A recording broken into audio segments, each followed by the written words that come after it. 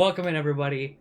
Today's going to be a pretty short stream, but I decided to do this on a bit of a whim after coming up with the idea yesterday, ranking my animes of this year. But my brother will be joining me at one point, and he's going to talk about his favorite. He's going to rank his animes of the year as well, like what he watched. We got quite a few animes. I have quite a lot to talk about with the animes, and after I get through these animes, I have some animes of the year that I haven't finished. Either being because I'm not gonna not include anything. Excuse me. So I'm going to go from the perspective of, even if I watch only a couple episodes, which there is one anime with that, it was more so because that singular anime I just was not feeling slice of life, and it kind of unfortunately, I was super interested to watch it, and I kind of I watched a couple episodes, and I'm like, I can't right now. I'm not feeling slice of life. But there's a few animes like that I started because I was really into slice of life at the moment, because I watched some that I really, really, really loved. And then after that, I kind of needed a break from it. So I've been taking a break from that. This year was a hot year for what I watched. It's only what I watched this year that I'm doing. Some of it did come out this year, but some of it didn't. Some of it was from a year ago or a couple years ago or something. So I think it's about half-half. That's kind of what I'm doing, is just what I watched this year, because it's more fun that way. Oh yeah, I should tier these. Oh god, how do I tier these? Dog shiz. Don't worry, nothing is going into doo-doo dog shiz. Not that it's important, it's just there. You gotta understand that the dog shiz still has to be there. Shut up! We're making tier list, nothing going in it. What? Listen. Listen, a lot's going in it. I'm just talking, trying to figure things out. I didn't think about the names till just now. That's what I want to do. Okay, so we're gonna take away doo-doo dog shiz, and then we're gonna put not finished, because we will hit some that I have not finished. Like I said, I'm going to add them in later. That's good enough. So we got all-time phase, really amazing, very good, good, and then not finished. So nothing's bad here. I'm going to say that now. Nothing was bad. Nothing was bad. I enjoyed everything. There are some things I enjoyed a lot better. We'll get into it. So first, Vinland Saga. Okay, so Vinland Saga was interesting. Basically, for those who don't know, without giving spoilers, that's what I'm going to try to do for everything. I might talk a little bit about certain details and every single thing here, but I won't go too crazy. Vinland Saga was really, really good. The beginning got me so hooked and wanting more. We actually finally got back to it this year, the end of this year. And Vinland Saga was really, really good. It did slow down a bit a few episodes in. Sorry, voice crack. But then it picked up back around a few more episodes. After a few more episodes, it picked up again, and then it really picked up after a couple more, and it kept going till the end. It was really, really good. It's basically about Vikings. Vikings in England. It's about Vinland. Hello, Vinland Saga. England, the kings. It's pretty much about war in a way, and about lands being stolen and taking them back and other stuff, and just a whole bunch of stuff. And it might sound a little obscure, but I'm trying to make it obscure for anybody who wants to watch, especially since I will probably upload this on YouTube, so I'm not gonna talk too much about it. But it was really good.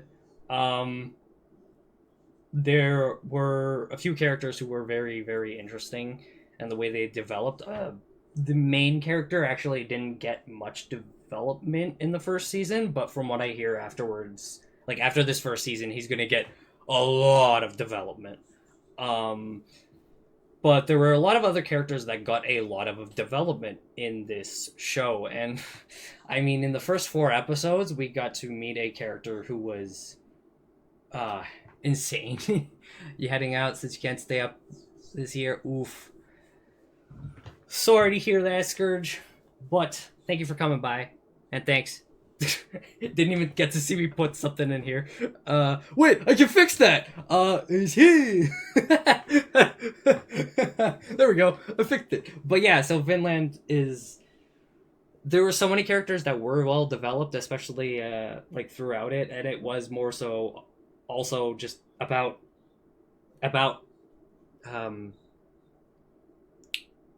like war itself, but also the repercussions of war and everything else that comes with that. So it was interesting, and I mean it's about Vikings, so you can kind of expect that as well. But it was very interesting to also see what they could do, and someone we met in the first few episodes kind of had us going, "What the hell? What the hell is this guy made of? He's insane." Dude could probably smash a mountain just by bashing his head against it. I wouldn't be shocked. Like, this show was really, really amazing, though. However, I didn't put it in really amazing because it is the first season, and my thing with it is it's the first season. There wasn't too much there in terms of development. And like story, it felt more like it was, build up for the rest of the story, which is usually what a first season is. So it kind of ends up at that like 8.5, somewhere around there for me, somewhere in between there. I don't think it's an exact 8 for me, but it's not an 8.5. It's like somewhere in the middle. So it gets the very good spot because of that. And I guess what I could do, let's do this. 10 out of 10. 9 to 9.9.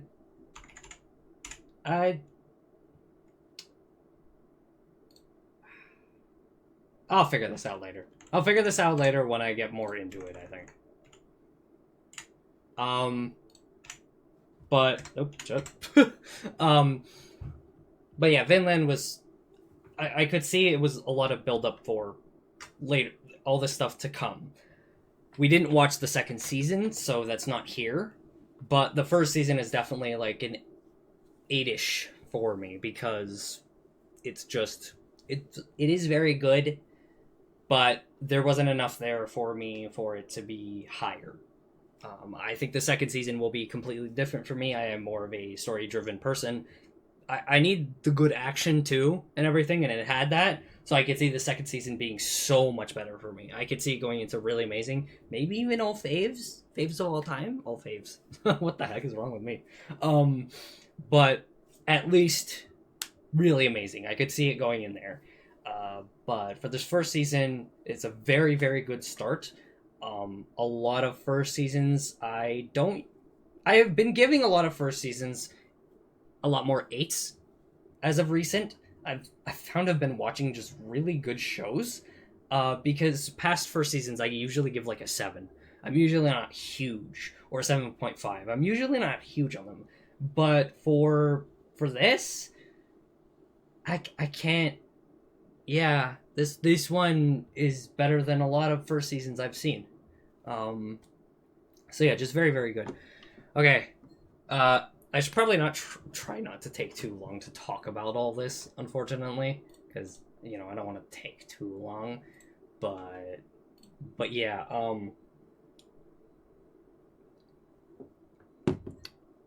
let's move on. Gurren Lagann. Yes, this year I finally watched it. I've watched Kill la Kill. I did start Panty and Stocking, and I have to go back to that. I'm only like 2 episodes in, and I know they're doing a remake too, so I need to get back to Panty and Stocking because I also want to see the remake, but I want to watch the original first, and it's been pretty fun so far. But for Gurren is quite the story, because I'm already gonna bring it up here. Like it's already above Vinland for me, and I know this because I have a list on Topsters. As you can see, it's up there. I'm going to use it for the games because it's going to be just easier instead of grabbing images of games and then throwing them in this. so I'm gonna use it for games. But Gurren is interesting because Gurren, man, Gurren has been. Gurren was so like weird at the start. It wasn't bad. It was interesting. It was I could see it going somewhere. I could see like I liked the way the characters were. But the fighting and the mechs and stuff were weird. I'm not a huge mech person. I don't really like the whole mech fights and everything, like the mech animes. I'm not huge on that. But Gurren hit something else, especially once Nia came in. If you don't know who that is, don't look it up. Just watch the anime. Trust me, you don't want spoilers. It's very short too. It's like 27 episodes, but one episode's a complete filler because it's just recapping the first half of the series. So it's 26 episodes. But Gurren was super interesting. It's that first half was really slow, even when Nia showed up. But it did get better when she showed up, and I was like, okay, this is good. I might actually give this an 8 now, but it probably would still be 7.5. I'm not sure. We'll see. And I kept going, and something my brother mentioned was I think like he said it was like a 7.5 or an 8 for him, I believe. And then he watched the second half. So there's a time skip. And in the second half, shit gets crazy. Everything comes full circle, makes so much sense, and things get insane. And it is why people hold this anime higher than Kill la Kill. Like, Kill la Kill, I feel like, had the stronger beginning. But this anime, once you watch the full thing, once you watch the full thing of Gurren, it has the stronger story and just everything overall over Kill la Kill. Because that second half changes everything. Everything also makes sense. And, oh my gosh, it went from a, 7.5 for me to a 9. And for him, it went from, 8 to a 9.5. So, it was it was wild. It was wild. It was amazing, though. I don't really want to explain Gurren, because it's it's a little harder to explain, but it's so good. I definitely recommend watching it. Honestly, I recommend watching almost everything here. Most things here. Honestly, maybe even everything here, just to watch it. Everything here was very good, as I said at the beginning. Anyways, okay, we're already on to Frieren. So, I'm gonna come out and say it, because this is very true. And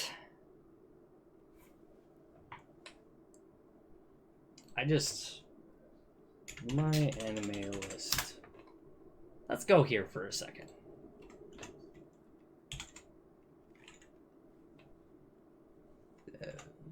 Frieren. There we go. So Frieren, at the moment, is the number 1 ranked anime. Number 1. It beat out Brotherhood when nothing else could, and they did for a bit, but then they fell below it.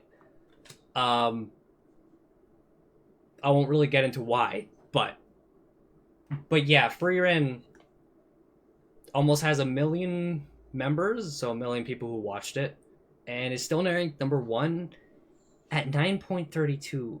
Brotherhood's at 9.09 or 9.07. I think it's 9.09. Actually, I could just go top anime. Yeah, 9.10. Really? It went up? Because it was at 9.09. I don't know. But Frieren took that top spot. Just grabbed it. And I can understand why, and in my personal opinion, as much as it's not my favorite anime, it is one of my favorites. It's number 6 for me, which probably tells you where it's going. It's going up there. It is so amazing. It is about life, and basically in this world, elves live for who knows how long, honestly, at this point. Um, and our main character, Frieren, is trying to finally... Something hits her, and she regrets not doing something with someone she knew who was human, and she now... It's kind of an adventure of her learning the meaning of life, so it has a lot of like slice of life stuff, but it has romance, it has shonen action scenes because they're mages and other stuff. It has like so much else. Frieren is the anime that everybody's kind of saying can kind of do anything and get away with it because it's able to, because it's written in such a way that it can. The writing is beautiful, by the way, and it is just such an amazing show. And this is only the first season, and it's like it's taking the top spot on my anime list, which things like other stuff just haven't. So I'm kind of like, what's going to happen with the second season? Goodness. But Frieren has kind of become like the best anime of all time right now, and I understand why. It's a beautiful story. It hits you hard. It has amazing action scenes. It basically appeals to everyone. Slice of life, romance. It has so much, and the comedy's pretty good too. The cheeky comedy. It's so amazing. It is phenomenal, and in my opinion, it's now the best anime. Just period. But we'll probably get one that's better eventually. But I do personally think overall it's the best, even though it's not my personal favorite. It is one of my favorites, as I said, but it's very, very like high up. I just wanted to express that. Some people might not agree with me, but it's held this highly for a reason, and I would recommend anyone to watch it because it's just so relatable on so many different levels, while also being just very enjoyable and easy to understand. All right, next up, we got another one that I actually finished not too long ago, probably like a month ago or something. Solo Leveling. Ooh, I actually don't remember where I put Solo Leveling, to be honest. So hold on, let me see if I can figure that one out. I just want to figure that out. Because I'm like, it's not that I don't remember it, it's like I was a little... I'm pretty sure I know where I'm putting it. But it is more so the thing of like, there is a level of... Get it? Level? Solo leveling? Yeah. There was a level of like, I think it kind of deserved the exact number it got. So it makes me think, oh wait, where does it go? But it gets an 8. I really enjoyed Solo Leveling. It was very good. It was very, very good. It did a excellent job at starting off. Essentially, the main character is like the weakest character ever, in terms of like magic and stats and stuff. So everybody has like stats and rankings, and you can never improve your ranking, but you can, build up your body. You can still strengthen up. You can make yourself strong by just, physically. But you'll never be able to kind of like reach higher rankings even with that. But this had a neat twist with it. And there was something that my friend said, and it did feel like a bit of a self-insert anime. However, I've seen other self-insert animes, not really big on them, didn't really like them. I didn't like the way they handled it. This one, I actually loved the way they handled it. This is probably like the only one I've actually loved. And the reason being is because... yeah, I know. I gave another first season an 8. Oh my gosh. I think I'm doing that with everything, honestly. I don't even think there's like a 7 here. Actually, no, there is a 7 or 2. But back to this. But solo leveling was super interesting. It was just incredibly good in terms of the way it handled the main character and how he progressed, and like the problems he ran into. Well, at the beginning he kind of like seemed incredibly weak. Then something happened, which I won't spoil, and he did start to get stronger.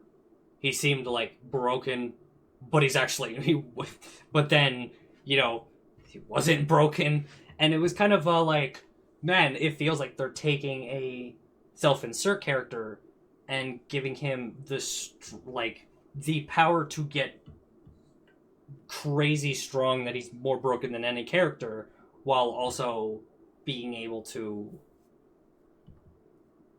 fail, screw up, die in like so many different scenarios, and he has to be extremely careful still. So it's super interesting. I don't really want to go into detail because it was very interesting the way they handled it, but like I was saying, just the way they handled it all together was a lot better than any of other like self-insert thing. Um, Self-insert anime quotation marks, because I wouldn't call it a full-on self-insert anime. It's not. It is partially. I can see part of it, but it partially isn't, and it has to do with the growth of his character throughout the show and stuff you can kind of see coming down the line. That is not like a self-insert thing.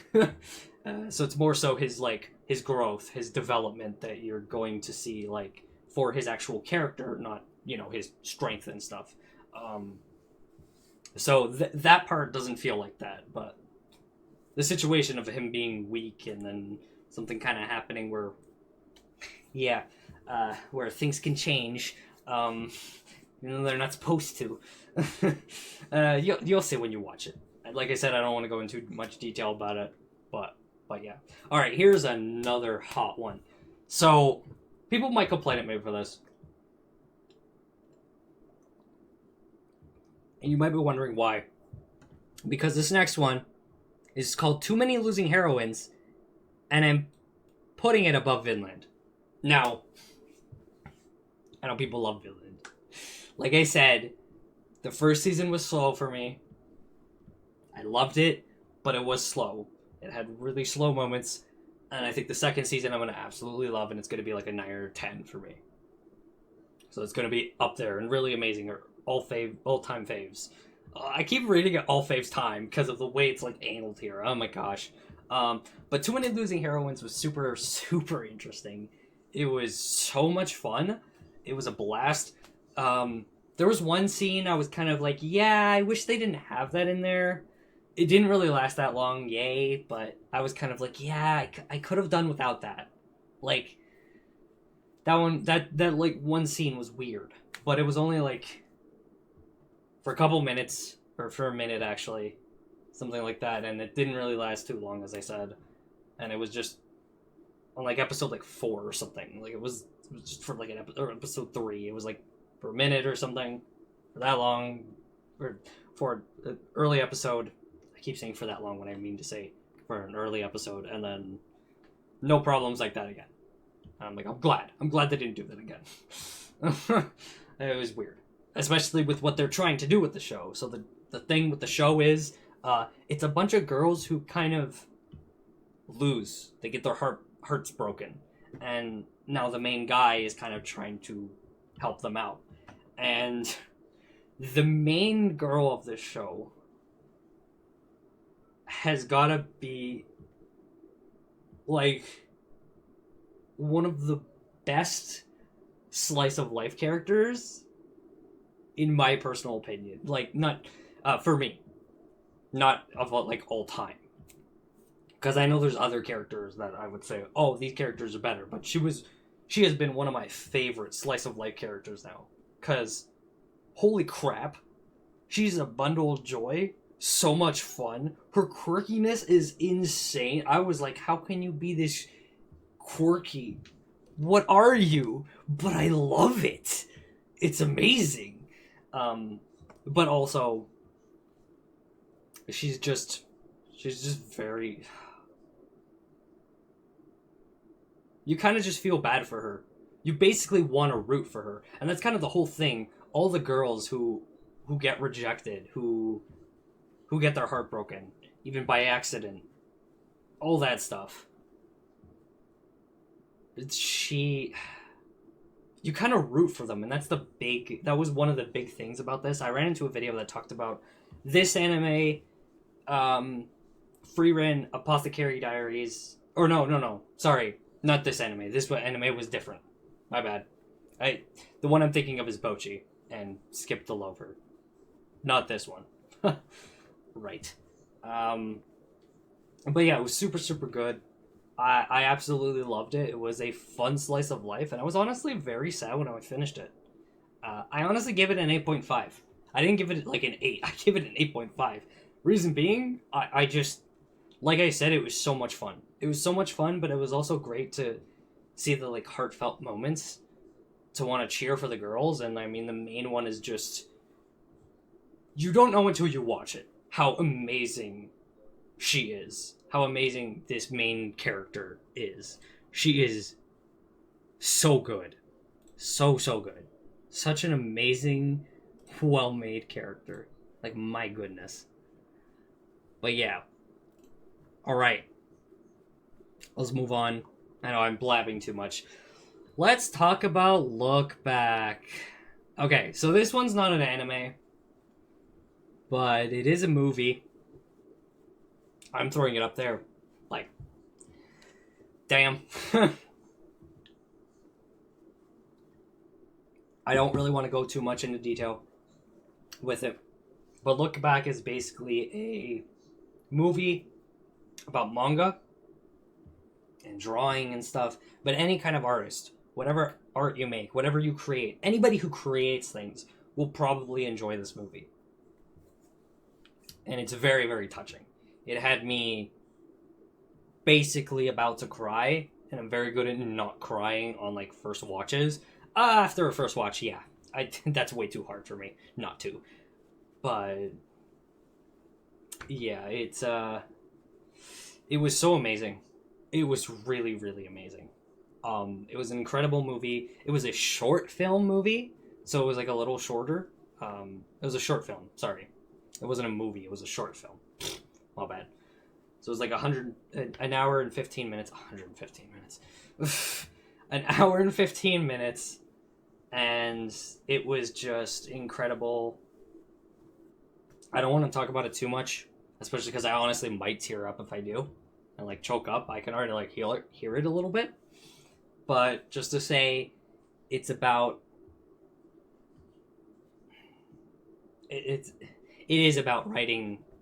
drawing manga and writing manga, because that was the main thing. It's made by the same people who did Chainsaw Man, which is another anime we will get to because it's on this list. And the writing and the way the person, I forgot his name, but the way he writes his scripts for this stuff, for this and Chainsaw, are just incredible.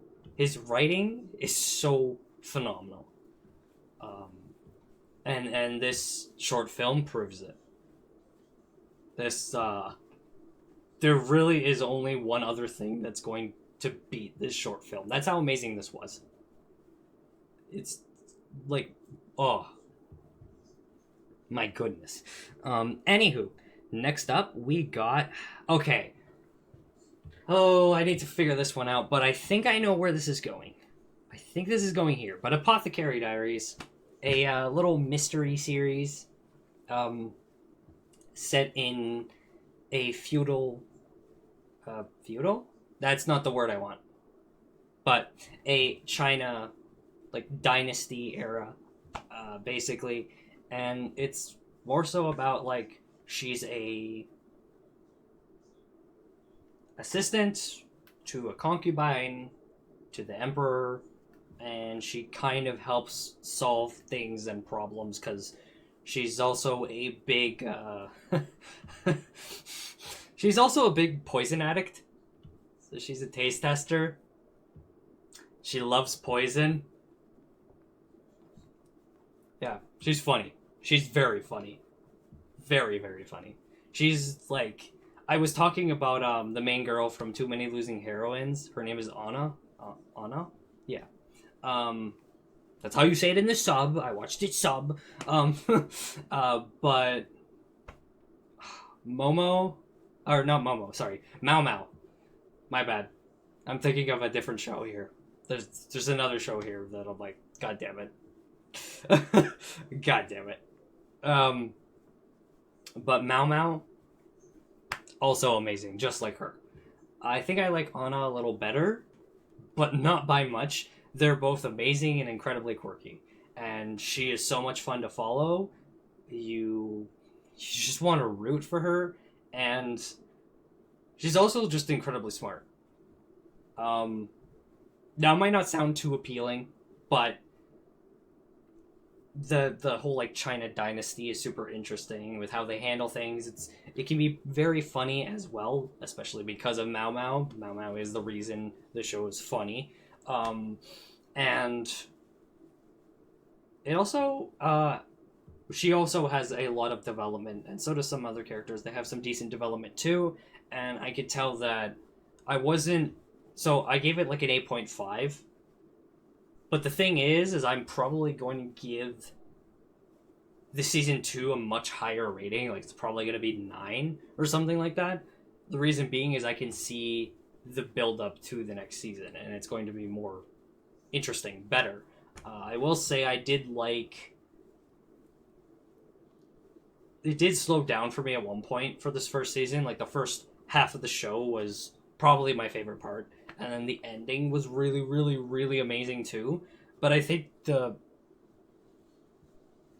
like piece in between was kind of slow for me because she got like, I don't want to spoil it, but she was in a different location and it wasn't as appealing to me because the dynamic from the first half of the season was more appealing.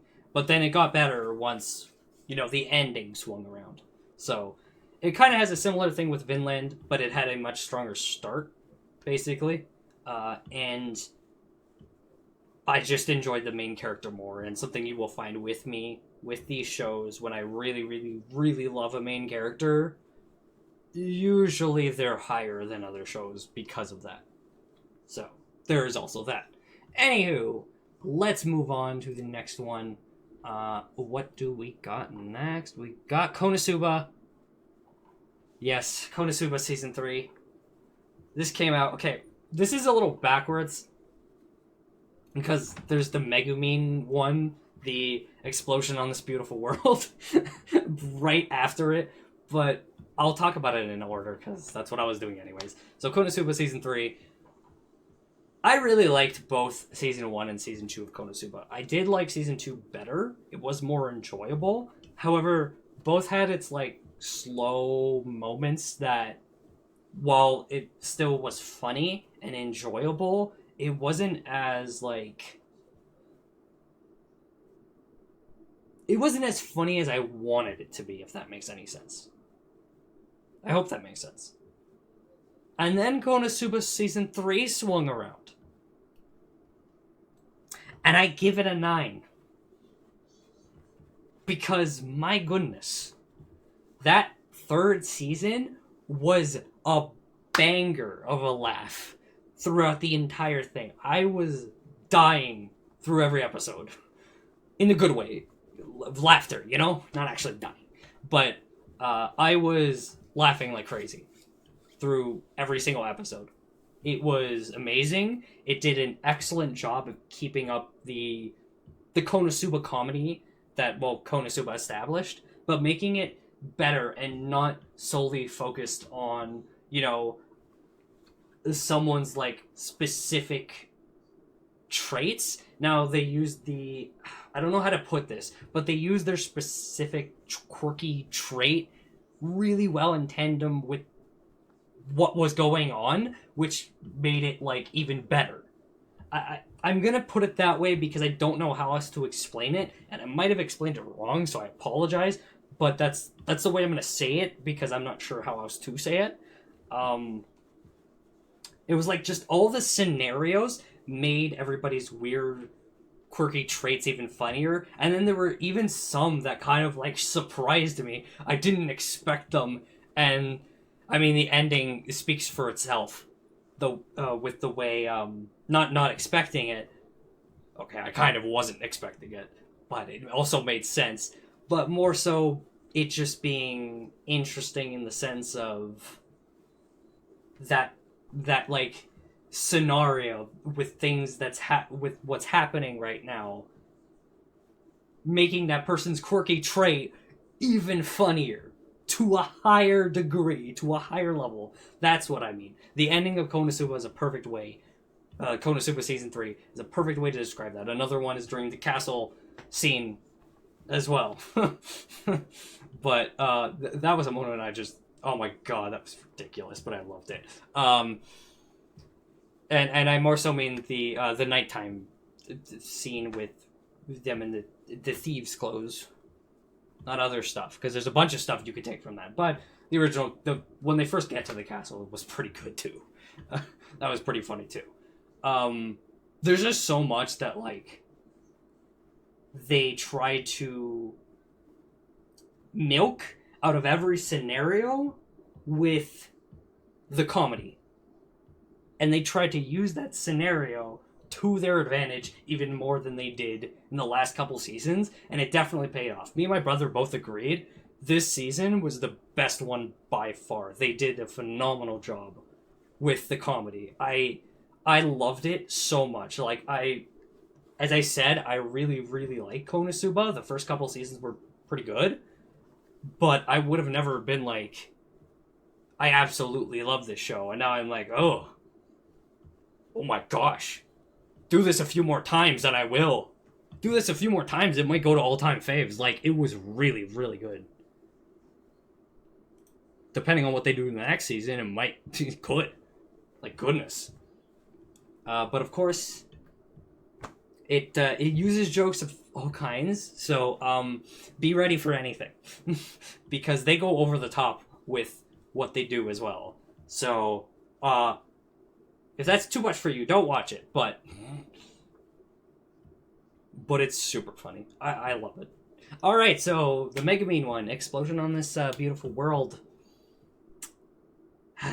So, I just talked about Season 3 and it sucks, because personally, this one was my least favorite of, like, the entire series. Megumin is the favorite character, which is why she has this spin-off. But my problem with this is it wasn't as interesting without the rest of them and their dynamic for me. Because even though Megumin's, like, personality was the most interesting of them all, it was still very funny, but it didn't hit the level that any of the, like, you know, original seasons hit.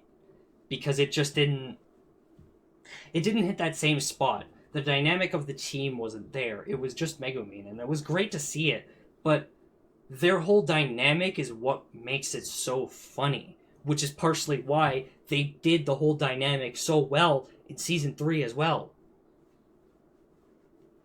And that's why I loved it so much. So unfortunately, I was talking about some getting 7s, and unfortunately, the Megumin spinoff is one of them. It's still really, really good. It's still super enjoyable, but it definitely is weaker than the rest of the series, because it's just, at least for me, because it's just, Megumin is the favorite character, but now inside of her element with the other Crimson Demons, they're also interesting, they're also crazy, it is cool, and that is a lot of fun, but it just doesn't hit that same feel, you know? It doesn't hit that same perfect spot. So, okay. This is another movie we got. It's called Your Name. I actually did watch it recently, like this month, in December. And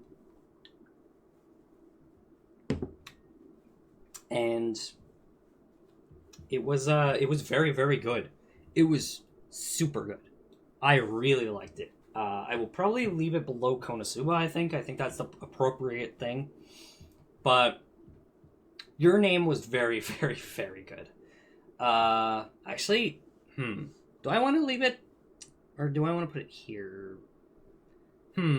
Actually, I need to think about this. I'm not sure where I want to put this exactly. I'd probably put it, if I put it here, it's above Apothecary right now. I gotta see what I ranked it. Hold on. I need to figure this out again. I need to figure it out. Maybe I should keep my anime list open just to have that. That probably would be smart. Now there's some I honestly thought I knew. Okay, I did. Okay, that's what I thought. Because I'm like thinking to myself, like,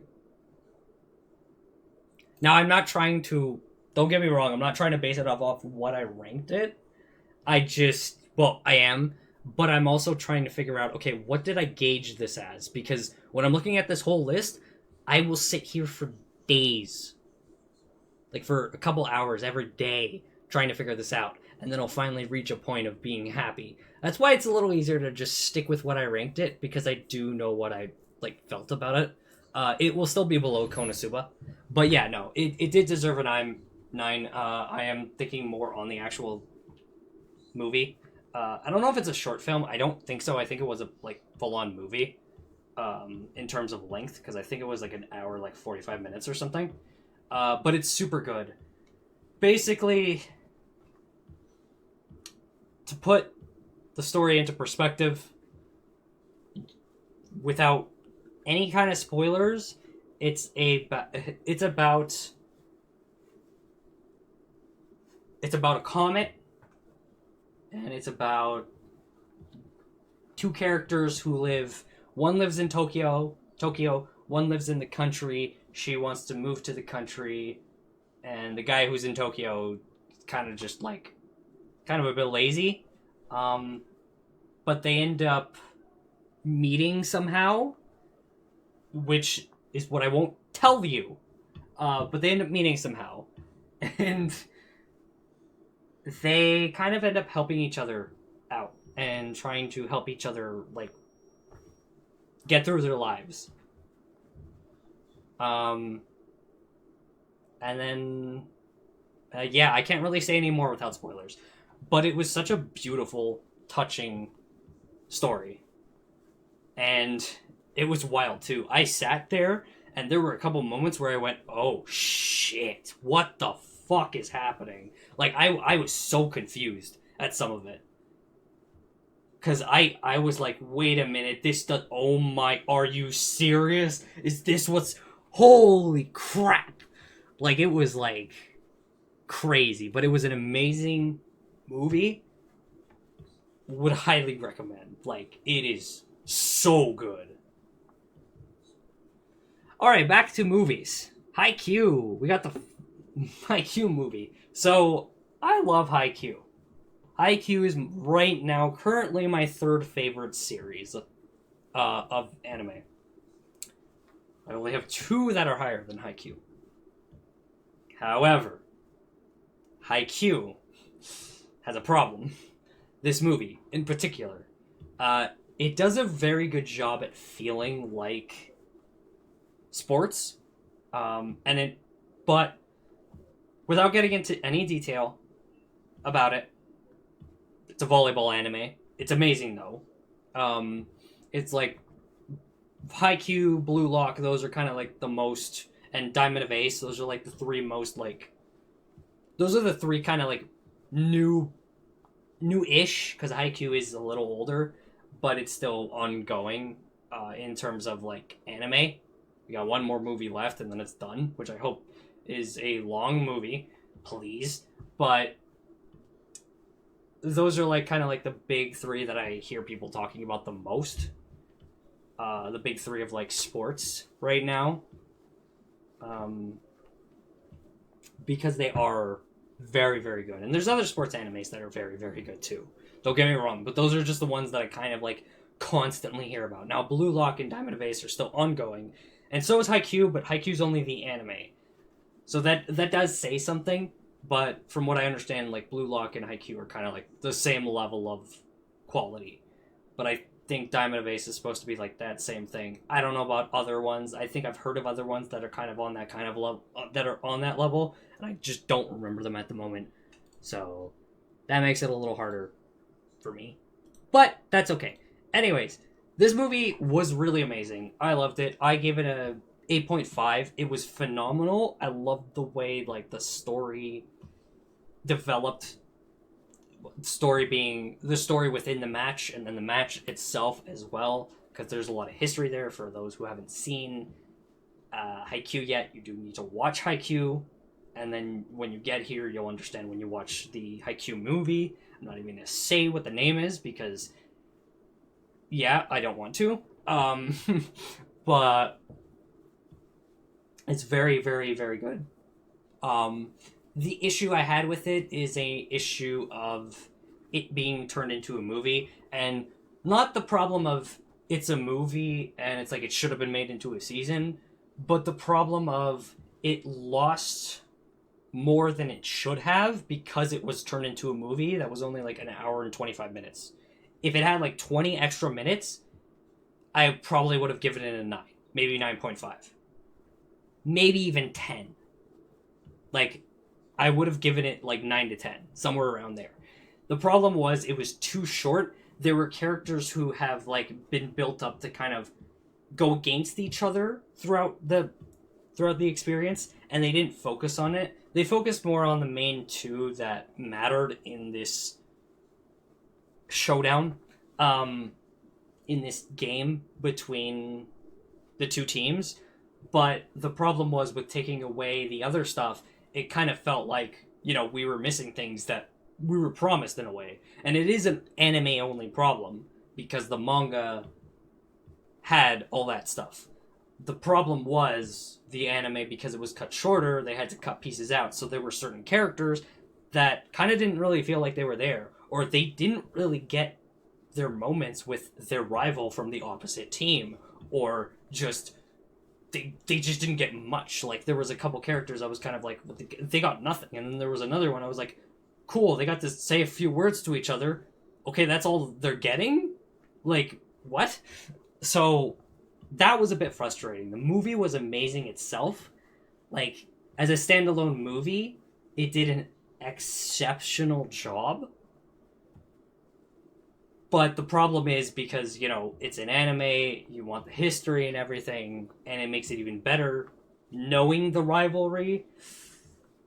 It also makes it a little more frustrating seeing this movie be too short, needing a little more time, because it needed just a bit more time to get through that, to get all the stuff it needed. So unfortunately, it got an 8.5 from me for that reason. I really wish it was done better, and the next movie is going to have to cover a whole lot, so it needs to be like a big movie. And I hope it is. I hope it's like a 3-hour movie. I'm concerned, so I really, really hope we're okay, though. I really do. Yeah. We'll have to see, though. We'll have to see. Anywho, next up, Dandadan. So, I was talking about how Vinland was the, like, second last anime I finished. Dandadan is the last anime I finished. And I'm going to just... Ooh, where do I want to put this? Oh my gosh, I don't know where I want to put this. It was really, really good. Alright, I'm going to say it now. I gave it like an 8.5. I think I'm going to put it here. Yeah, I'm going to put it here. I think for now it's right below the Haikyuu movie. So I did put it above Apothecary Diaries. Dandadan was really amazing. It was interesting. It was weird. It was quirky. It was strange. It was creepy. I was like, what is this? What am I watching? Like, the stuff that's happening, it's like things are made up. These are all made up shows. Animes are made up shows. We know that. People make them up and make up stories. Dandadan actually felt like... Not that they were not making up stuff as they went along, obviously. Like, there was clearly something to everything that's been going on. But it also felt like some of this stuff was so random and simple that it felt like that. But it also made sense. And it's like, what? that doesn't make any sense. How does this make sense? But it was amazing. It was so strange and freaky, but I loved it. And I don't usually love shows like this, but it did such a good job. And I will say, like, I said it before with main characters, but the main girl's probably my favorite character right now. Like, she's amazing. And her name is Momo. That is the character I got confused by. So Momo and Mao Mao, their animes are beside each other.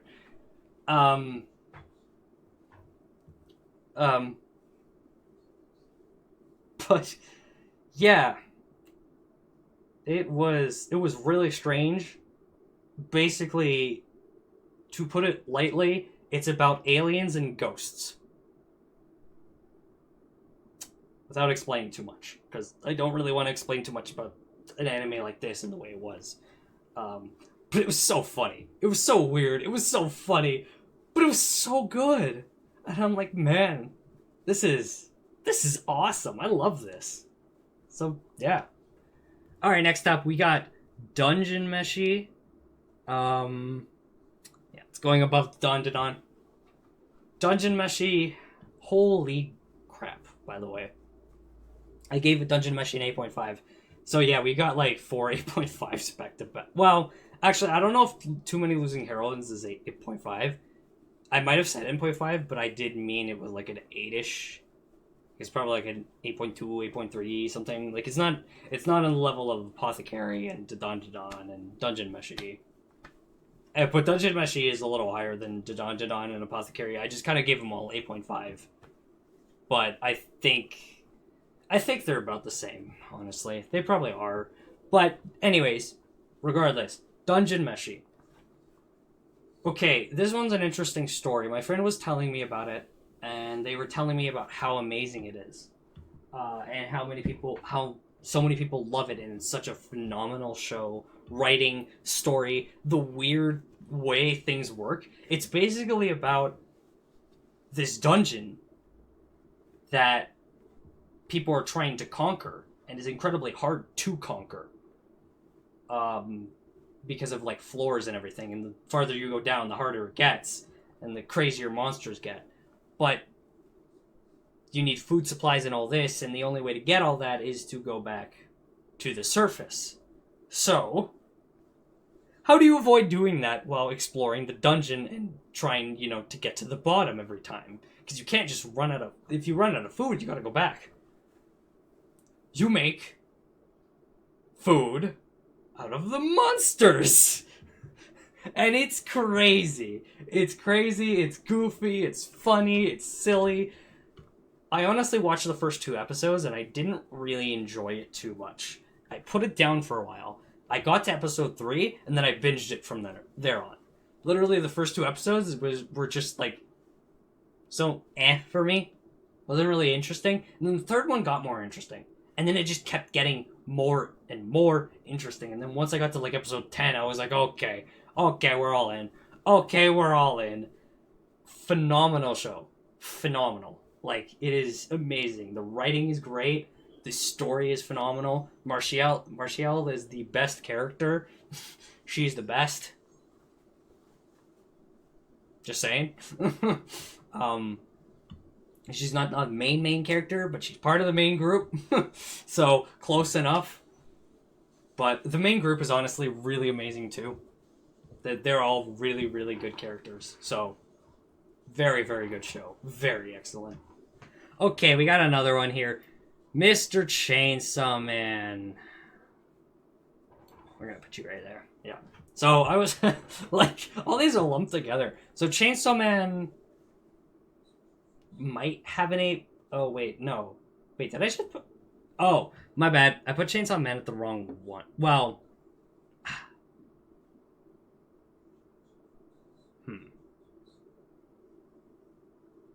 Yeah, no. My bad.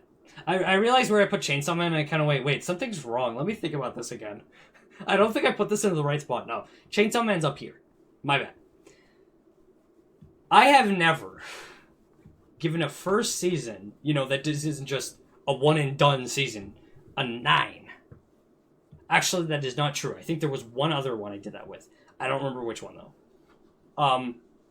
Because I think I did come across one other, but I might have been wrong. It might only be Chainsaw Man.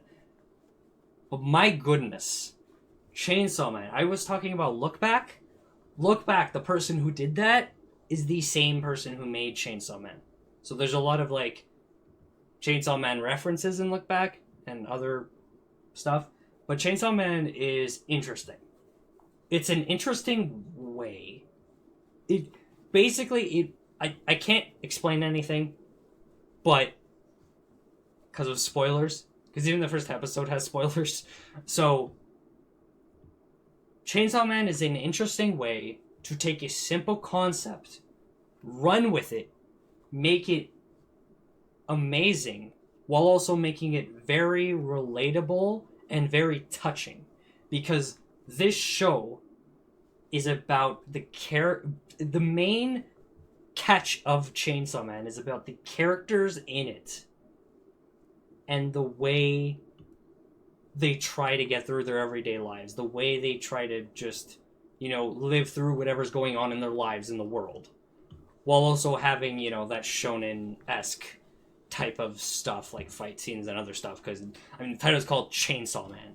So it's a simple concept of powers and things like that, but done so well and so interesting that it kind of engages you.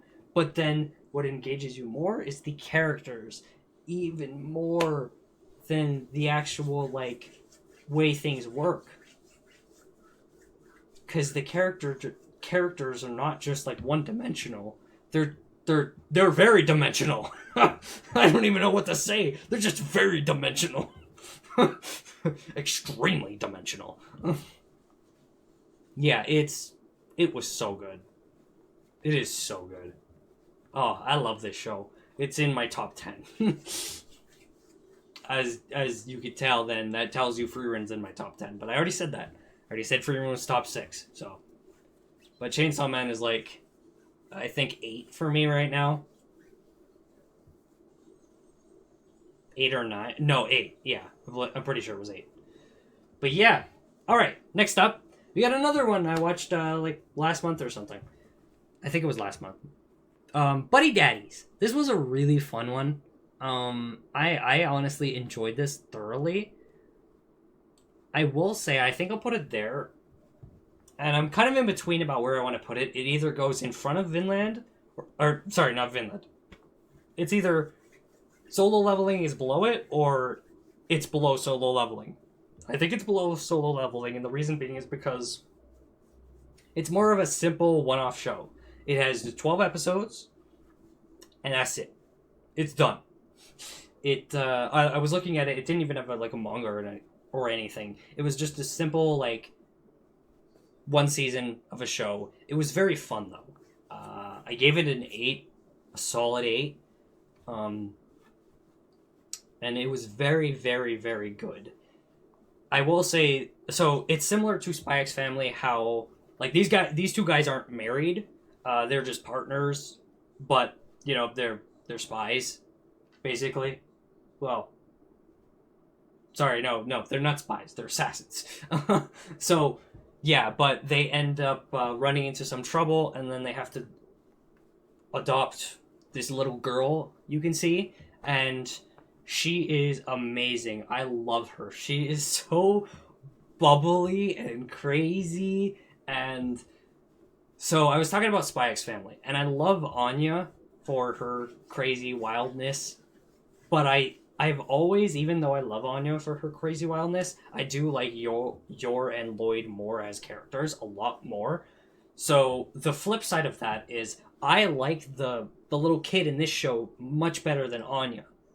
The dads are really interesting too, but they're not as good as Yor and Lloyd for me. So it's kind of a mix of that, of Spy X Family has the better parents for me, but this show had the better kid. Not to say that the parents here are bad, and then not to say that the Anya's bad. They're not. They're all very good. It's just I prefer I just prefer this. in terms of not the show. I still like Spy X Family more than the show, but I prefer the kid in this more just because of. You'd have to watch it to understand, but she's kind of like what I explained about the girl from Too Many Losing Heroines. She's crazy, she's bubbly, but just imagine it as a kid. She's crazy, bubbly, quirky, and you just want to protect her. You just want to love her and protect her and hug her and just be like, I will protect you, child! Papa Ren! Wait, Papa Ren? Papa Ren will... we'll take care of you. Wait, what? I'm playing video games. The dynamic's kind of silly, too. Sup, I don't know anime, here to 5, no problem, Boomer. How's it going? But yeah, it's fun, it's fun. Okay, I need water. Favorite anime is Cory in the House, god damn it. I'm gonna need water, so I'm gonna be right back really quick. It is 11, so yeah, I've been talking too much. I knew it. I knew I was gonna do this, god damn it, me. It's okay, it's okay. But yeah, I think everybody's favorite anime is Cory in the House, right, Boomer? God damn it, Marley. Alright, anyways. Let's talk about the next one. So next up, we got the one that I really need to talk about. So, okay. I actually don't know where I'm putting this. It is here somewhere. My Hero Academia Season 7. It is in this place somewhere. It is not going above Vinland. I'm saying that now. It will not be going above Vinland. It is somewhere here. I'm not exactly sure where, but I want to say it might be at the bottom. It might be above Buddy Daddies. I don't think it's above Solo Leveling. I think Solo Leveling still beats it out. I think it could be like this. But I think this is probably the right reason. And I have some things to talk about with this one. And they're not good. So, people won't like me talking about those. Probably. But I'm going to talk about it anyways. It's a conversation I've had with my brother. It's a conversation I've had with some friends. My Hero's good. But it definitely... There is some stuff it falls short on. Point being that there are there are a lot of things that are very forced and have been very forced in this show because the creator has been trying to end it. And I mean, he did finish it. I am not huge on it. My biggest gripe with anime, with movies, with whatever, my biggest gripe is forcing things. In games, in anime, whatever you want to talk about. Forcing things is my biggest gripe. Like, the thing I do not enjoy, because there's no satisfaction. Oh my god, I did that to myself. There's no satisfaction there of like, wow, this person did this.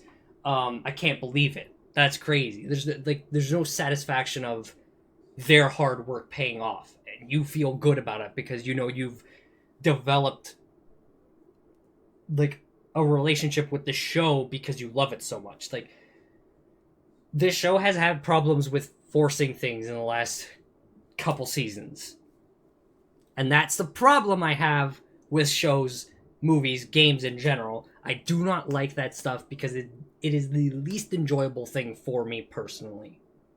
Yes, more than fan service. I'm not saying fan service is a high thing for me. It's low, but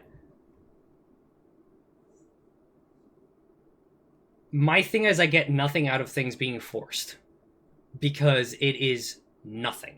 You just automatically make things happen and change the rules. And this show does that a few times.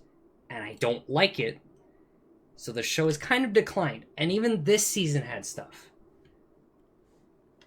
One of them being probably my favorite character in the show, with Uraraka, where they forced her to kind of focus on love with Toga, and even though it might have not revolved around Deku, it did, but she hasn't been focusing on her own goals that she talked about way at the beginning of the show. And then there's a bunch of other stuff too.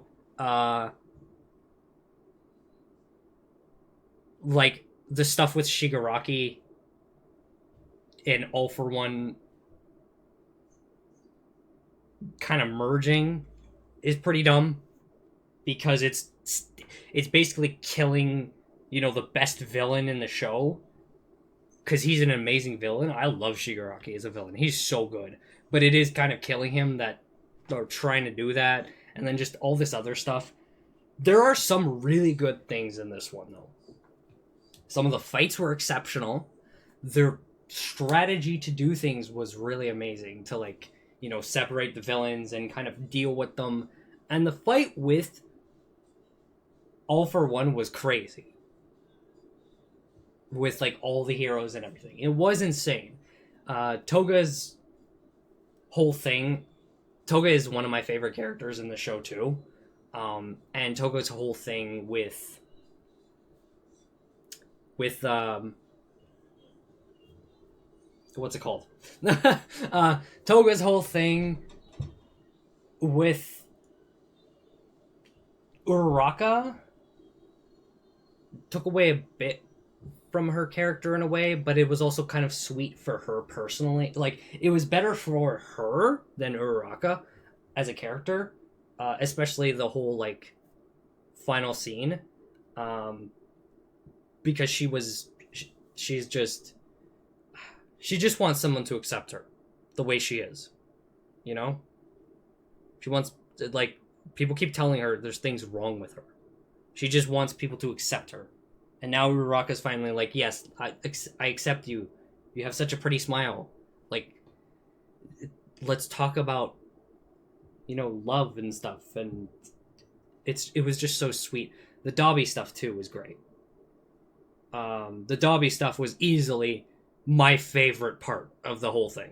The Dobby stuff was phenomenal. I honestly thought I was going to start crying at, the end of it. That was amazing. So there is a lot of good stuff in this season.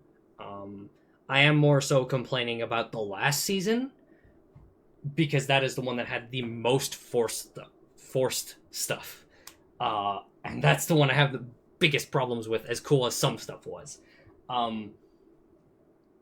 But the show is kind of continuing that forced thing with even the thing with Bakugo. I won't get into that for anybody who hasn't watched it, but the thing with Bakugo, it was beautiful the way they did it, and it's well, don't do that. No, please, don't do that. Don't make that happen. Please don't make that happen. Don't make it work. Please. No. I know, but please, no. Such a beautiful way. It was so beautiful. Don't. You kind of just take that whole thing away from him then. No. But it was very good, though. This was definitely my favorite. Okay, I'm going to put this into a way that'll make sense for people who understand this more. Not understand this more. So who understand this well, what I'm explaining. This was probably my favorite season after Season 4. Because after Season 4, it did start to kind of decline quite a bit. But this has been the best one by far. As much as I'm saying it has its problems, which it heavily does, which it does heavily. I don't know why I said heavily. God damn it. I flipped that backwards. It has really, really amazing stuff in this season. So I am very happy with the way this season turned out. I am actually looking forward to the last one, the final one, next year, because which is good. I'm still not huge on this anime anymore because of that falling off. But the anime is still very enjoyable, especially like this season in particular was very, very enjoyable and very fun. I enjoyed it quite thoroughly still. But as I said, it does have its issues, and honestly, thinking about it, I will move it above Buddy Daddies. I did enjoy it that much. Solo leveling, I'll still keep above it though, but I didn't enjoy it that much. All right, next up we got Bocchi the Rock. Okay, so I enjoyed Bocchi the Rock a lot. Bocchi the Rock's basically about like a crazy introvert who loves music and loves to play, and now she's given the opportunity to play somewhere with a band. But she's such a crazy introvert that that's hard. That's hard, and it's pretty much about her kind of trying to come out of her shell. It's a lot about like the other characters too. We get to learn what they're like and everything, and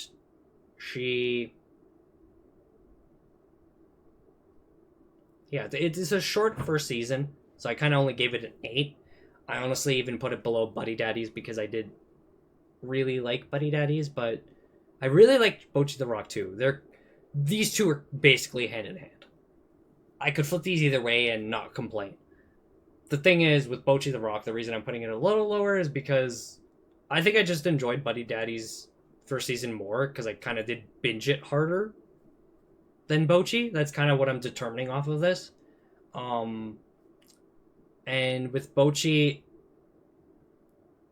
I need the next season for it to, ramp up higher, for it to go higher for me.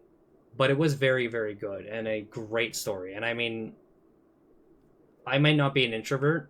I'm an extrovert, but I'm a very shy and extrovert. So it's very relatable for me still because of my shyness, which is a awful combo. I've said to my friends, that's a fantastic combo. But I've broken out of it a lot, as people can tell. So, took a long time. Anywho, next up we got Bleach, 1,000 Year Blood War. Part 2. Gonna slap that up there. Alright, so 1,000 Year Blood War Part 2. This is weird. We're going backwards. But I'll just talk about Bleach in general, and I'm going to put all of these in their places.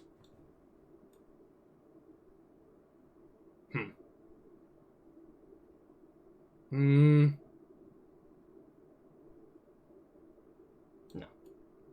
Okay, there we go.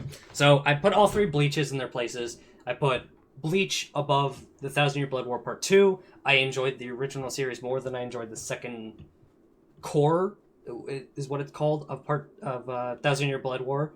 However, 1,000 Year Blood War as a whole is going to be my favorite overall, over like the original series, as you could tell from the first core that's up there. I was talking to my brother, and we were talking about how usually the first core, second core of each arc, I was saying I find that's kind of where it's slow, and then it ramps up and keeps ramping up, and then it kind of slows down a tiny bit, and then hits you with something big. So it kind of like, I expect the other 2 cores to hit a 10 for me, like the all-time faves. Oh my god, I almost did all faves time again. So I expect it to go there again. But we don't know. I expect the finale to be there. I don't know about the next core. Probably will be. I don't know what spot exactly, but I expect the finale to even be like the core 1.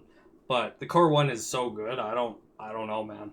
It might be right below it. Like, anyways, let's talk about this in like the pieces. So first, the original Bleach. I finally got to it this year. Amazing show.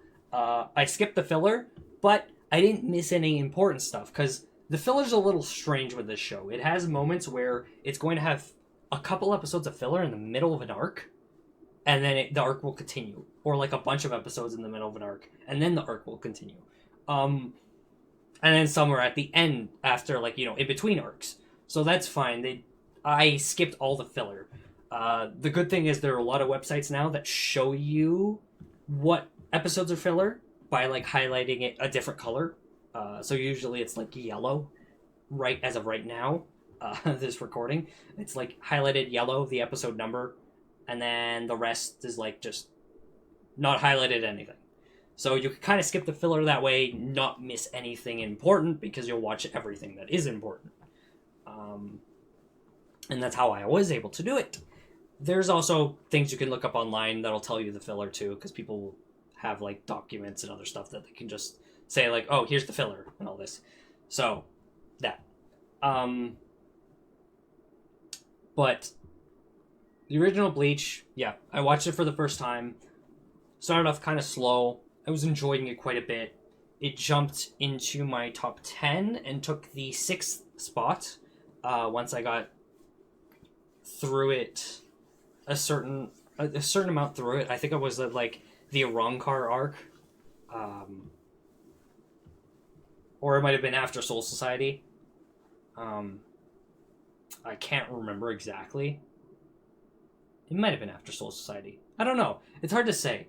I think it was like somewhere in between. Like once the Arrancar stuff started, and it was like after Soul Society, I was kind of like, okay, yeah, nah. This is going into like, this is my number 6. Like this is really good. After Soul Society and the way this arc is starting out, this is really, really good.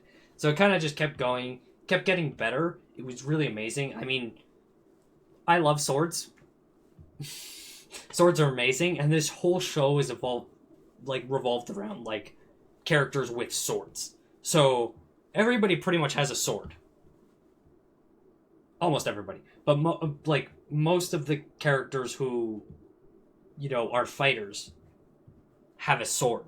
The squads and the squad captains and vice captains and everything, awesome dynamic. I love the dynamics between them and how different squads are like completely different. They all have their own morals, other stuff, their own ways of thinking, their own perspective. Love all that. Love the Arrancars. They're amazing too. Aside from one I don't really care for, but I mean I think that's the same one everybody doesn't care for, Mr. Pink-haired man with glasses. Can never kill me. Dies. The main villain, who I won't get into because I don't want to, talk about spoilers for the original series. Amazing. The only weakness of this show is the beginning, and the beginning's the weak part of the show. Like any other shonen, it starts off slow, but there's things that they have to build that are important, and then after it's done that, it's like boom. The other thing was the last arc is a lot of people's least favorite. Personally, I still like it better than the first arc, which was the beginning portion, the first 17 episodes ish, or not 17, sorry, first 15 episodes. I think the arc still continues for a few episodes after, and that is the best part of the first arc. But I don't really care about the first 15. I'd always skip them from now on if I ever rewatch it. I just don't care about the beginnings. I do that with One Piece. I do that with a bunch of others. I'm gonna do that with Naruto. Those first 10 episodes were brutal, man. Even watching it the first time, my goodness. Naruto's fuck. I mean, Scourge were talking about it, but yeah. And then Fullbring is the arc I'm talking about. But I found Fullbring's ending and beginning were very enjoyable. It's just the middle portion was super slow, super kind of just dragged on. Wasn't really interesting. But then the ending was really, really cool. Had an insane twist. Was awesome. And then the beginning was very good too, because it made you wonder what the hell was going on. Because you were so confused. I was so confused. So, Bleach, amazing anime. Phenomenal, and I definitely recommend watching it. I think it's more friendly to. I feel like it's easier to watch than some of the other shonens, because it has much more. It could be a lot more interesting for more people, I feel like, and that's partially due to the fact that it is a solid anime through and through, other than its arcs, not talking about those 2 arcs I was talking about, are like solid through and through. They all have their slow moments to like build things up, but then it hits you after that stuff's built, and that's fine. So yeah, it's very, very good, and I think it's very anime friendly that way, in the sense of it's just very solid through and through for the most part. And then Thousand Year Blood War Core 1 and Core 2 are very amazing. Like Thousand Year Blood War is pretty much the best arc in the entire series. As you can see, as I mentioned, I put Core 1 at the top spot, and yeah, Bleach is my second favorite anime. Now, thanks to Thousand Year Blood War, it bumped it from like. So what happened was, after Soul Society, I bumped it to number 6. After Rancor and the White Invasion, I think it's called. Pretty sure that's what my brother said it was called. I bumped it up to 5, and it moved above Frieren, because it's like, as much as I loved Frieren, I liked Bleach more. But it was like, it wasn't bumping up. It wasn't going above like Love Is War, Haikyu, ReZero, and then it did once I watched Thousand Year Blood War Core 1. Because everything came full circle in this arc. This arc made me actually debate if it was going to beat One Piece. Now, after 6 months of saying that, or not 6 months, after several months of saying that, because it was back in like the summer that we watched this, or June, but June is technically the summer. So it was a few months ago. Yeah, it's close enough to 6 months. It's like 4 months away, something like that. But after that many months, I'm like, okay, I think it is staying at number 2. I don't think it's going to be One Piece. I don't know. I still need to watch the next 2 arcs, but I don't think it's going to be One Piece. There's too much about One Piece that I enjoy, even with its bad parts. And that's truly what is that's truly what perfection is for me, personally. Even with its bad parts, I love it to no end. But that's kind of the way I was feeling about Bleach, and I still do feel that way about Bleach. There's 6 animes I feel that way about. But and some are still ongoing, so I don't know how it's gonna hit me later down the line, especially ReZero. Because that one is really still ongoing. But Core 1, yeah, made me consider that. Now, Core 2 was very, very good as well. As you see, I put it below like the original Bleach. I enjoyed Core 2, but like I said, there was a part in every arc of Bleach that was a little slower. This one wasn't necessarily slower, but it was more fight-focused. Like, the entire thing was about, well, the fights, pretty much. The entire thing kind of revolved around fights. There wasn't really, like, story progression and other stuff. The first core had fights, story progression, world building, all of this stuff. And, like, great twists. But the second core was more... It had some twists. It had a bit of story, but it was mainly about, like, the fights that kind of happened. Now, remember that all 4 cores of Thousand Year Blood War are, all one arc. So there are going to be weaker parts, but this was kind of like the weakest for me. And like I mentioned before, 3 and 4 are definitely going to be higher than this. Like, I expect 3 and 4 to kind of be above the original Bleach here. It's just, I prefer, as you can tell from this list, I do prefer story over anything else. But if it's story and fights, like Core 1, it's perfect for me. Anyways, next up, we got Berserk.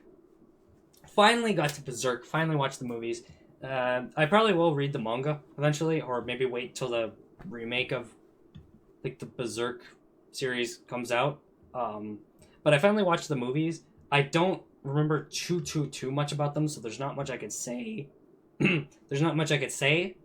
But I will say that I enjoyed the second movie more than the first movie. This first movie was okay. I enjoyed it. It was interesting. I could see they were like, building towards something. It's like the first. It was kind of like the first season. And I mean, these movies are all prequels to the actual show. Because this stuff, from what I understand, happens in like after like a couple volumes or something like that. So yeah, this is a bit into the actual thing. You get the backstory, but Berserk is interesting. It was very interesting. I enjoyed it a lot. Um, and it was a lot of fun.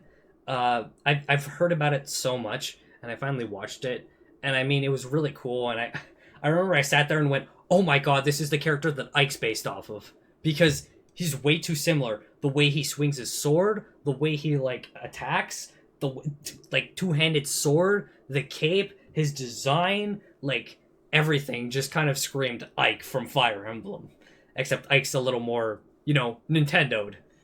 That's all. Which is fine. Which is fine. It makes me like Ike more, honestly. But Guts is really cool. Guts was awesome. It was interesting to see Griffith here because I know he's like. I've heard about how he's.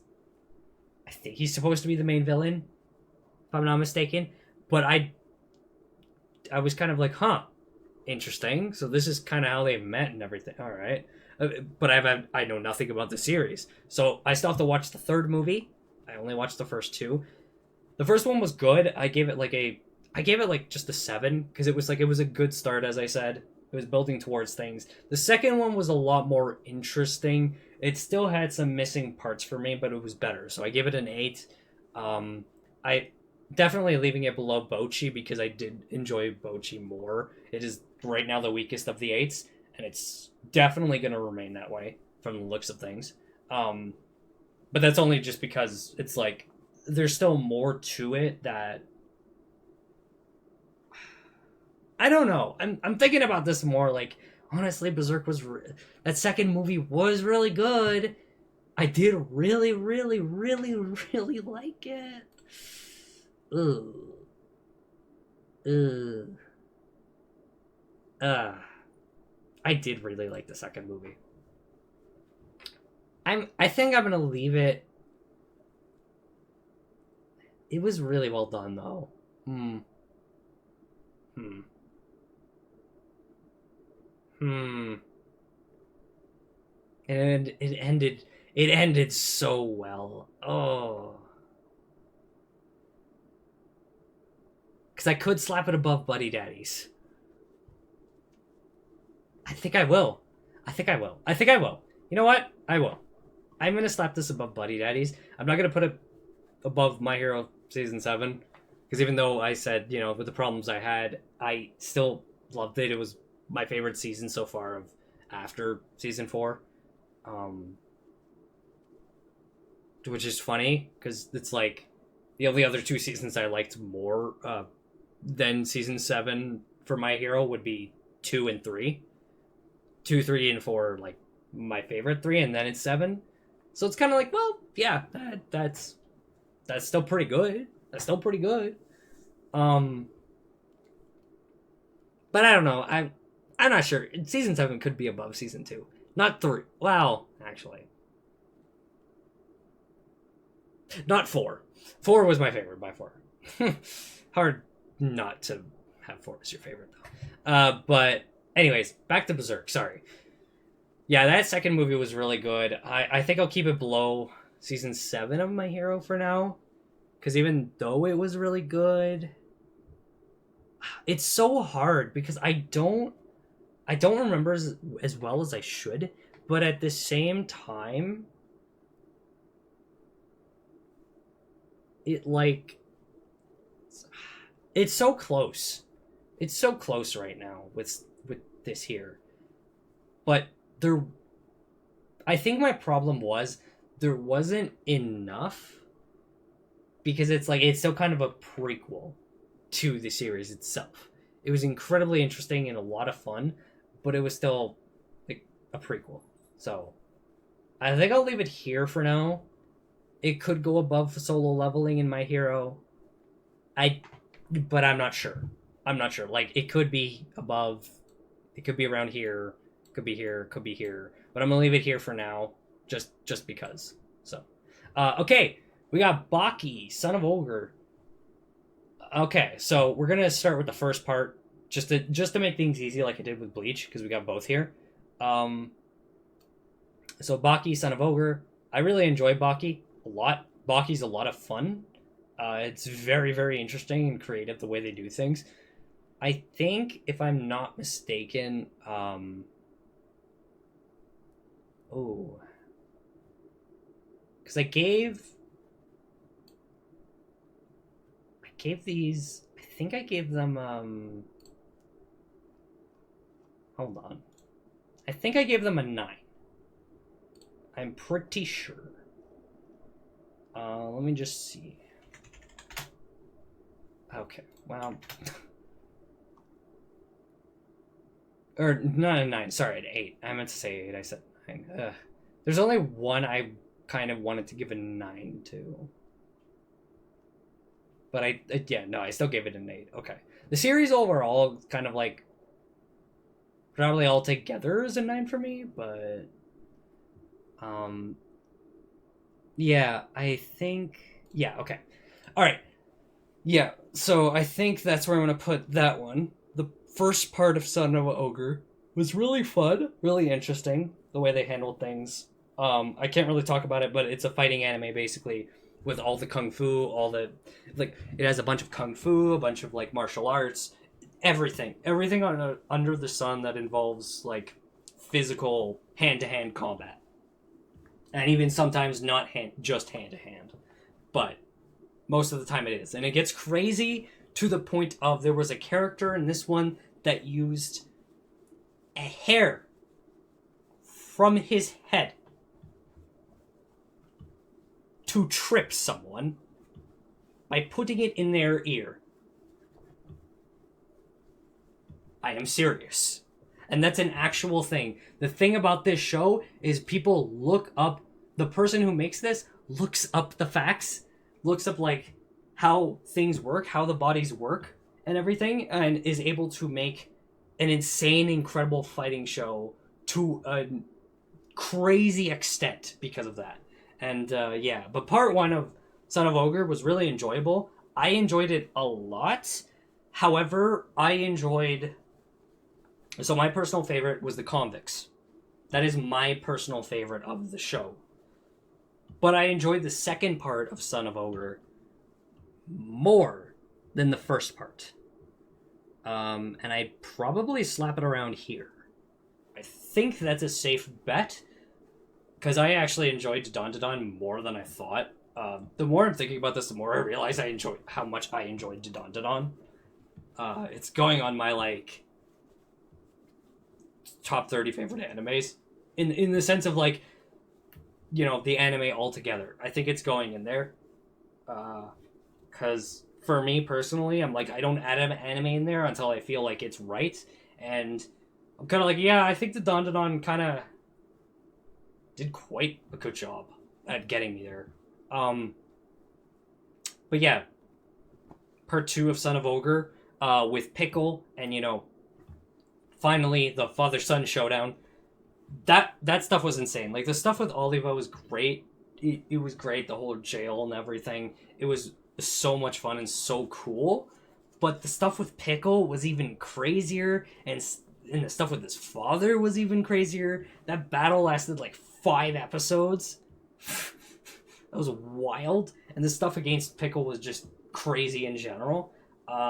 It just kind of beats out the other one for me. It was just so much more enjoyable, so much more fun, and so much more intense than the first one. The first one felt intense, but only to, like, a specific degree, whereas, like, the second part of Son of Ogre, yeah, it definitely was even better. Now, granted, still, these are 2 parts to a season, so if I had to actually put them together, I would still probably put them above Apothecary Diaries, because that second half does, like, carry it enough, because the first half is strong enough. But when splitting it, it ends up like this. Because, yeah. But as I said, I mean, I enjoyed the convict stuff more anyways. That was just my personal favorite. But excellent fighting show. Excellent fighting show. So, yeah, that is the list, guys. It took me 2 hours. God damn it. It took me 2 hours because I was sitting here talking for like half an hour at the beginning, and then it took me an hour and a half to talk about all of these different animes specifically, because I wanted to at least go into why, you know, I hold certain ones so dearly and all this. And like I said, I'll probably upload it. There's a couple movies in here, as I said, and then everything else is kind of seasons. Some seasons have certain parts to it, like Thousand Year Blood War, Son of Ogre, stuff like that. And then we got like Berserk movies.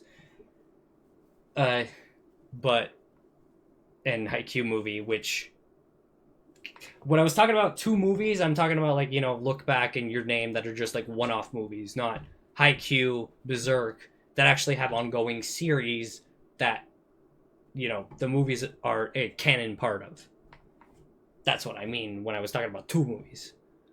Two one-off movies, and then like the other movies are canon to the shows, or manga, whatever you want to consider. But yeah, this is my list. We got nothing that's very bad, just good. So Thousand Year Blood War Core 1 was the peak for me, along with Frieren and Look Back.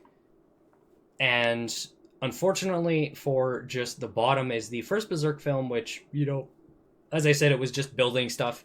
It wasn't super interesting yet, but it was setting things up for the second movie, which we watched both on the same day, which definitely made the second movie even better. And then the Megumin explosion on this beautiful world takes the bottom spot for me, just because it wasn't as interesting. It just really wasn't as interesting for me without the whole dynamic and everything, especially with afterwards. After watching that, I watched KonoSuba Season 3. Like, it wasn't even like I watched KonoSuba Season 3 first.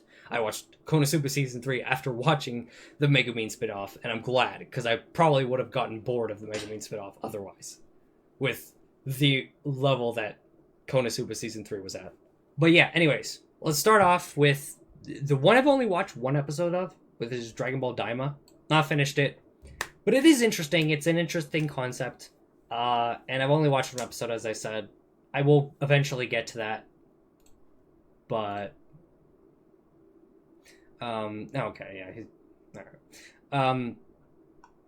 But I will eventually get to that, and yeah. So there's no worries right now. Right now it's just Daima. No worries right now. Yeah.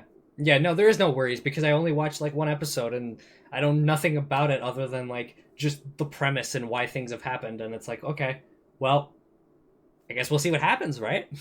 That's pretty much it. So nothing to really say about Daima. So I was watching this show that my brother watched, and he said it's very funny. It's silly, it's goofy. It doesn't have it has a decent rating on my anime list, but one of my friends recommended it to me and him, which is funny because there's a lot of animes in here that I highly gave high numbers to. Berserk, Vinland, even some down here that I'm going to be adding, and other ones that I'm going to watch, and other animes I've already watched that he's giving me. He was the one who showed me Frieren. There's a ton, and he says it's amazing, and for certain reasons. And this is one of those ones that I think hits a certain kind of like crowd. It's a funny anime. It's called oh god, I'm so bad with this name. I'm so sorry if I butcher it, but it is called Hatsukoi Limited. I think I said that right. Hatsukoi Limited.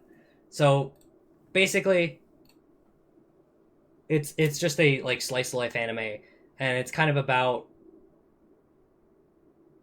it is a romance anime as well, and from what I've noticed, it's like there is it's kind of like it's similar to ReZero, where there's it's not a love triangle happening. It's like a love square. Like, this person's in love with this person, but that person is in love with that person, but that person is in love with that person, and it just goes around in a square. Not even a square, maybe a rectangle for like how much ReZero does it, but this one's more like a square so far from what I've watched, but maybe it'll turn into a rectangle. It'll probably turn into a rectangle, but we don't need to ever talk about squares and rectangles.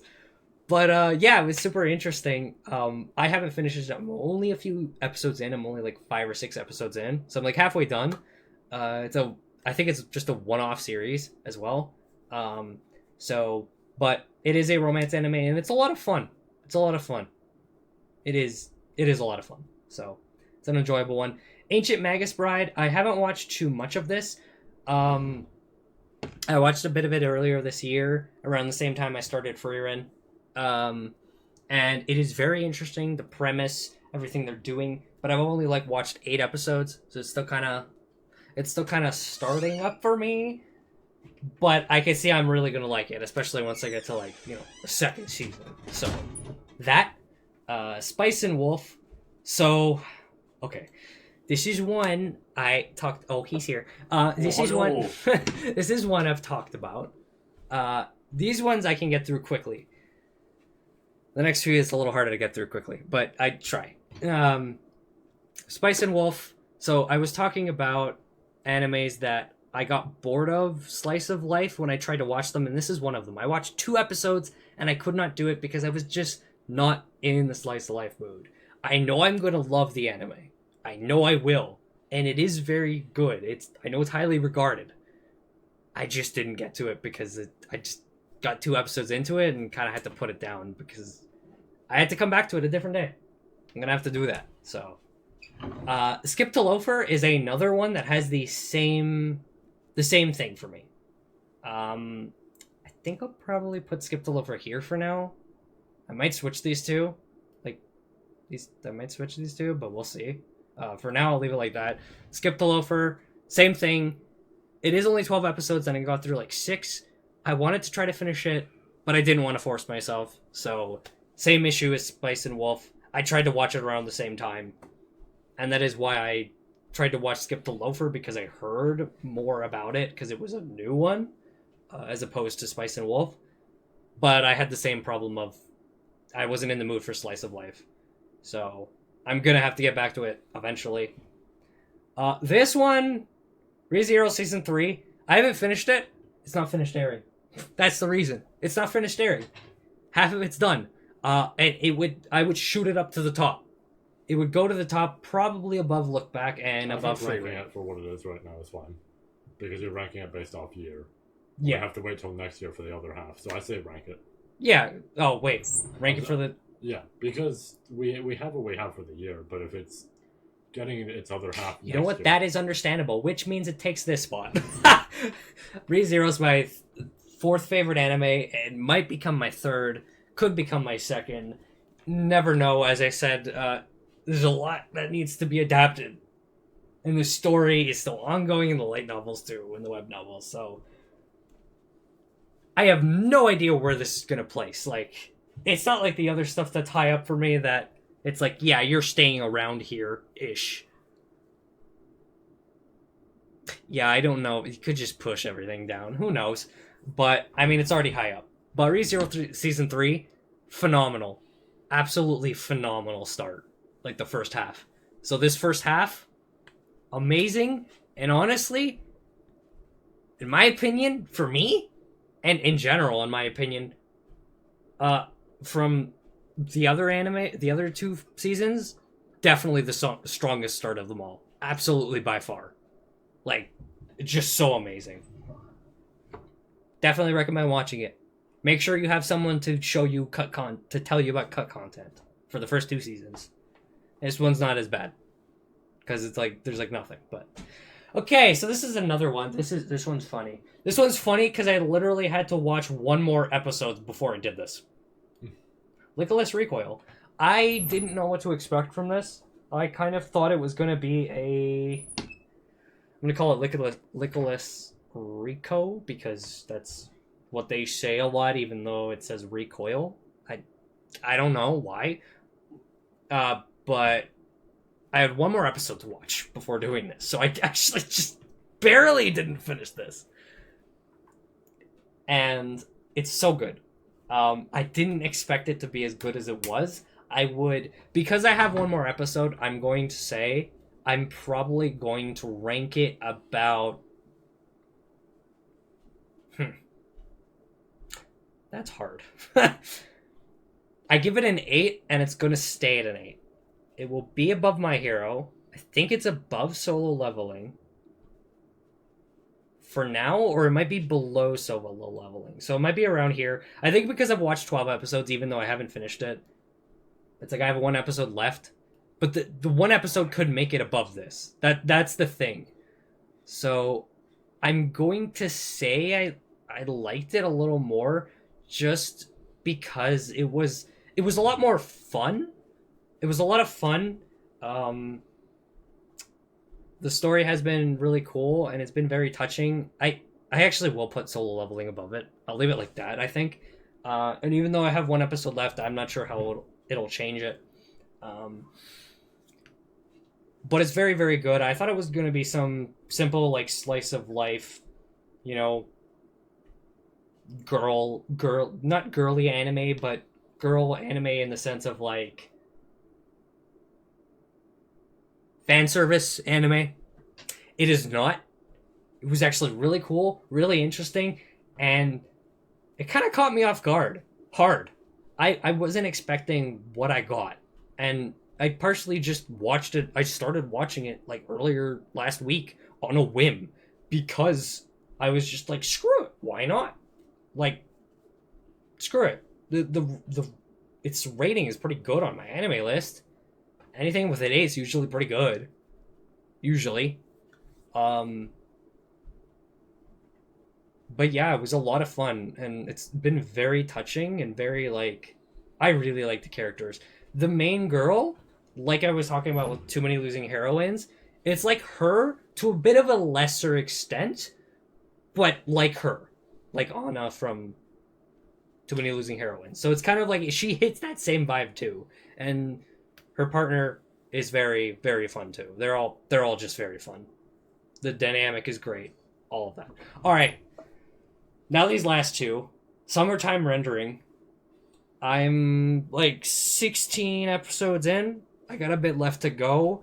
It is crazy good. It is really interesting. It is very similar to ReZero in the way things work, but it has its own interesting spins, concepts, all of that.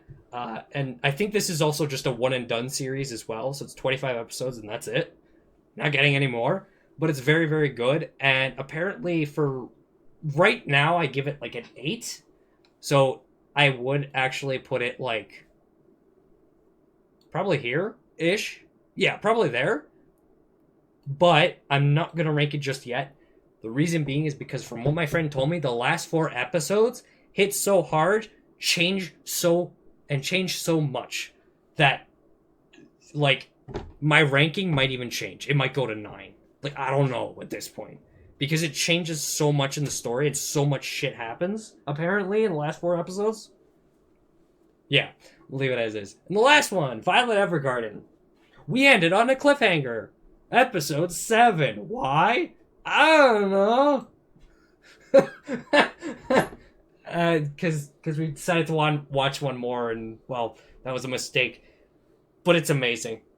My brother could tell you, because he's going to talk about it soon. But it's amazing, and we will be finishing it soon. So the good thing is both Summertime Rendering and Violet Evergarden, we will finish soon. The rest of them are kind of, well, I'll finish soon, but the rest of them are kind of like, not sure when I'll finish. Probably finish, oh, god damn it. Hatsukoi Limited, fairly soon too, honestly. But the rest, it's like, I'll slowly get back to them. Because Magus Bride was a similar thing, I forgot to mention, like Spice and Wolf and Skip the Loafer, that I kind of just got a little... I kind of got a little, like, out of the magic kind of... It wasn't like I got out of the slice of life feel and needed to watch something else. It was the complete opposite. I got out of the feel of, like, the magic stuff and all that. So, yeah, anyways, that is my list with the not finished stuff. And like I said, those two I added in there because that makes sense. So we're going to download that one. That's the image of the 2024. Yay! Now it's your turn.